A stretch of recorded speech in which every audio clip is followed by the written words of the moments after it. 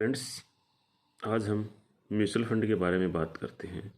Mutual fund एक ऐसा concept है जिसमें अलग अलग म्यूचुअल फंड कंपनियां या म्यूचुअल फंड एसेट कंपनियां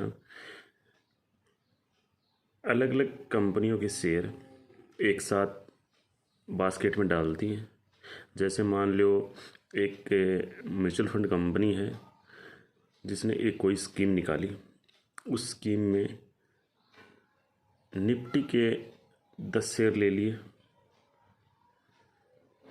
नेशनल एनएससी के अच्छे से 10 शेयर ले लिए। उन शेयरों को लेके एक म्यूचुअल फंड बना दिया अलग। वो म्यूचुअल फंड जैसे ग्रो करेगा, जैसे अप करेगा, तो उससे एक वॉल्यूम एसेट वॉल्यूम बनाए, एयूम बनाए, तो उसका वो वॉल्यूम बढ़ेगा। जैसे मान लो आज कोई म्यूचुअल फंड कंपनी है, सभी कंपनियों का 10 कंपनियों का एक बास्केट बनाती है। उस बास्केट की वैल्यू होती है 20,000 रुपये। मतलब सभी कंपनियों का जो बास्केट बनाती है उसकी वैल्यू होती है 20,000 रुपये।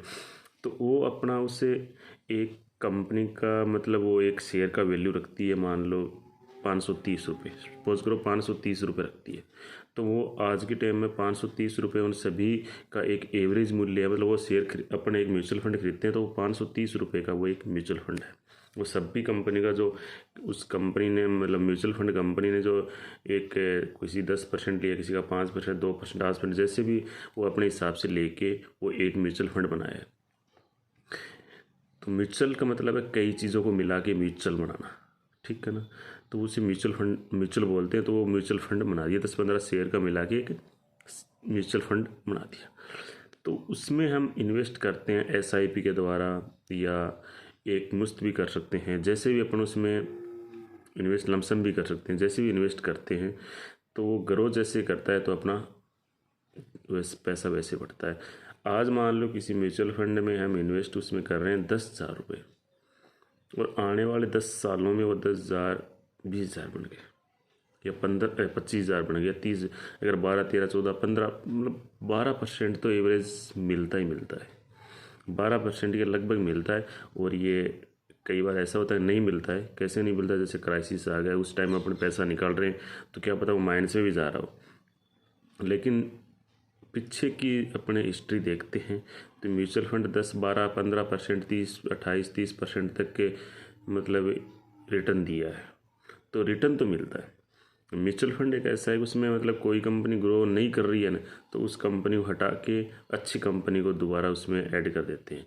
मतलब वो ग्रो फिर अच्छी मतलब फंड मैनेजर होते हैं। वो फंड मैनेजर होते हैं तो वो अपने हिसाब से एडजस्ट करते रहते हैं कि कौन सा मतलब स्टॉक है वो लो परफॉर्मेंस कर रहा है तो उसको हटाओ, जो अच्छा कर रहा है उसको बढ़ाओ। वो अच्छी कंपनी है 10 साल से 15 साल से पहले ग्रो कर रही है उसको ले आए।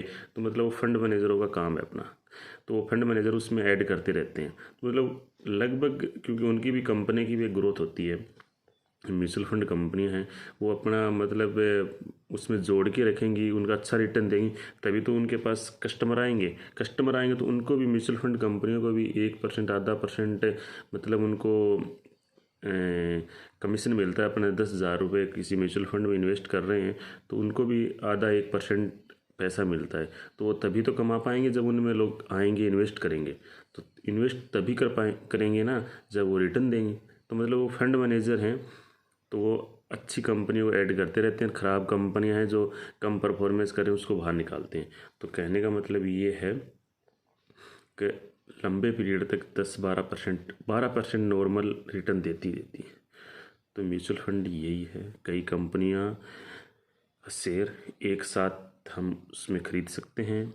शेयर मार्केट से कम रिस्की है कि शेयर मार्केट में हमने एक कंपनी में पैसा लगाया। जैसे मान लो हम रिलायंस में पैसा लगाया, तो रिलायंस फिलहाल ग्रो कर रहा है, अच्छा भी करेगा, आगे भी इसकी कंपनी स्ट्रेटजी अच्छी है, ग्रो करेगी।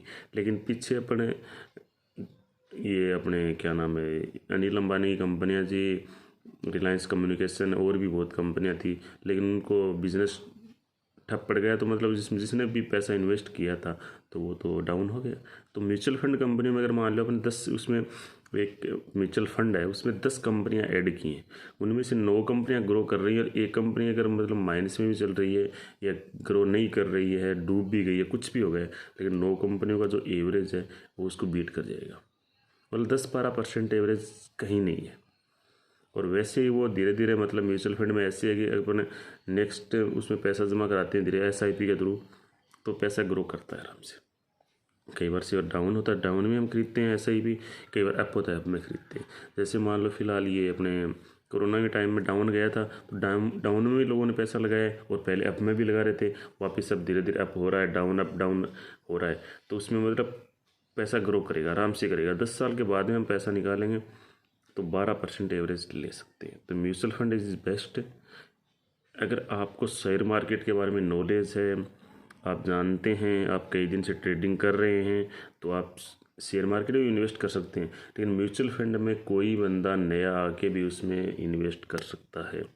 म्यूचुअल फंड के भी कई प्रकार हैं। अगले वीडियो में मैं आपको म्यूचुअल फंड के अलग अलग प्रकार बताता हूँ कि कौन से प्रकार हैं। सरल भाषा में आपको बता रहा हूँ। थैंक यू दोस्तों।